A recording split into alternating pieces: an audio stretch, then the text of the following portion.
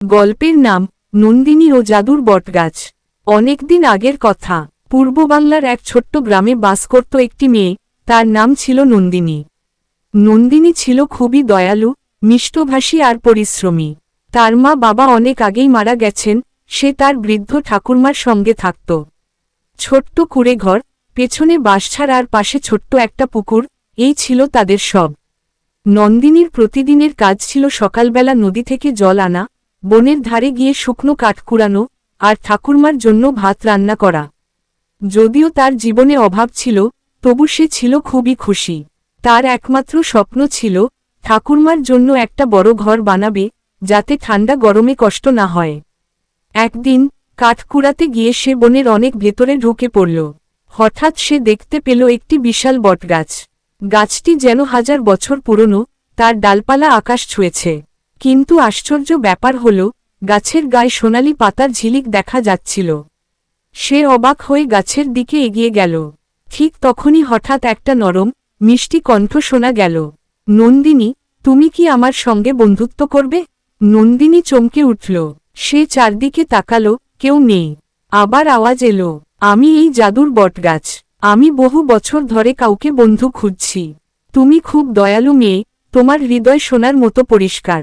তুমি চাইলে আমি তোমার এক ইচ্ছা পূরণ করতে পারি। নন্দিনী প্রথমে একটু ভয় পেল, কিন্তু তার মন বলল, এই গাছ খারাপ কিছু করবে না।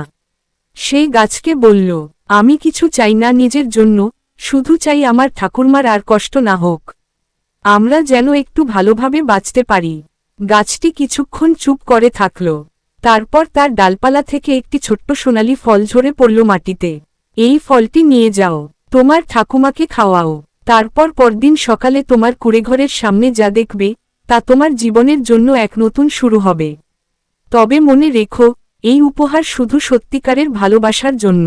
যদি কেউ লোভ করে, তাহলে সবকিছু হারিয়ে যাবে।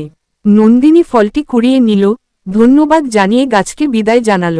সন্ধ্যাবেলা সে ঘরে ফিরে ঠাকুমাকে সেই ফল খাওয়াল।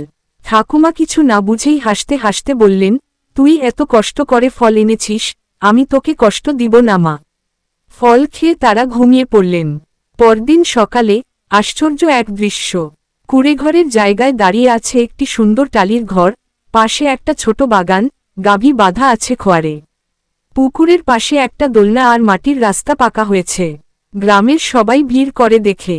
নন্দিনী কিছু বোঝাতে পারে না, শুধু বটগাছের কথা মনে পড়ে। এরপর থেকে নন্দিনী আর ঠাকুরমার দিন কাটতে লাগল সুখে। কিন্তু সুখ যে অনেকের সহ্য হয় না। গ্রামের এক লোভী মানুষ ছিল, ধনঞ্জয় মাস্টার।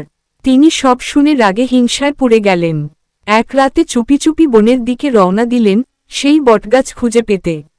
অনেক খুঁজে অবশেষে পেলেন গাছটি। তিনি গাছের সামনে গিয়ে বললেন, হে জাদুবৃক্ষ, আমাকে সোনা দাও, গরু দাও, ঘর দাও। আমি রাজা হতে চাই। গাছটি ধীরে বলে উঠল, তোমার হৃদয় লোভে পূর্ণ, তুমি উপহার পাওয়ার যোগ্য নও।